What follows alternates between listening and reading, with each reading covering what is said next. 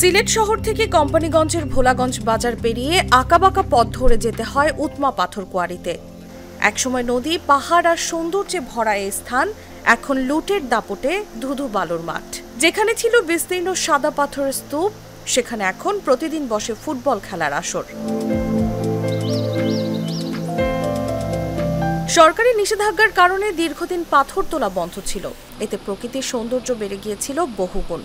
তবে ২০২৩ সালের রাজনৈতিক অস্থিরতার সুযোগে স্থানীয় প্রভাবশালী চক্র রাতারাতি লুট করে নিয়ে যায় কোটি কোটি টাকার পাথর। প্রশাসন কিছু মরা পাথর জব্দ করলেও ভালো মানের সব পাথর উধাও হয়ে যায়। বিজিবির ক্যাম্প পাশে থাকলেও কিভাবে এত লুটপাট হলো, সেটাই এখন সবচেয়ে বড় প্রশ্ন। স্থানীয় বাসিন্দাদের অভিযোগ, পর্যটক প্রবেশ বন্ধ রেখে সংগঠিতভাবে লুট করা হয়েছে পাথর। বর্তমানে পর্যটকরা বেড়াতে গেলে সেখানে নানা হয়রানির শিকার হন। বাইক আরোহীদের কাছ থেকে তেল, মোবাইল, এমনকি মানিব্যাগ পর্যন্ত ছিনিয়ে নেওয়া হয়। এরই মধ্যে এলাকাটি পরিণত হয়েছে মাদকের হটস্পটে।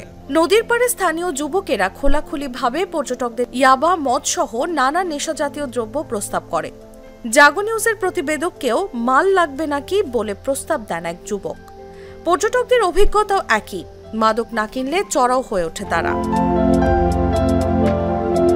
মাদকদ্রব্য নিয়ন্ত্রণ অধিদপ্তর জানায়, সীমান্ত দিয়ে মাদক প্রবাহ বন্ধে অভিযান চলছে। তবে সরবরাহ পুরোপুরি বন্ধ করা সম্ভব হয়নি। সীমান্ত দিয়ে মাদক প্রবেশের সঙ্গে সঙ্গেই মামলা করা হলেও চক্রটি আবার নতুন পথে সরবরাহ করছে।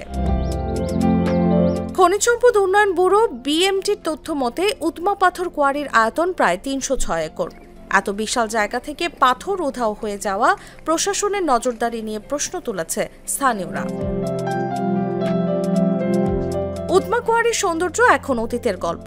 লুটপাট, মাদক ও ভয় সব মিলিয়ে সীমান্তের এই এলাকা পরিণত হয়েছে অরক্ষিত জনপদে। নিউজ ডেস্ক, জাগো নিউজ।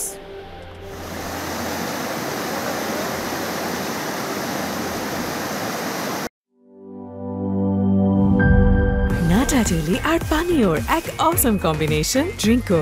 চিল থাকতে চান? ড্রিঙ্কো চাবান।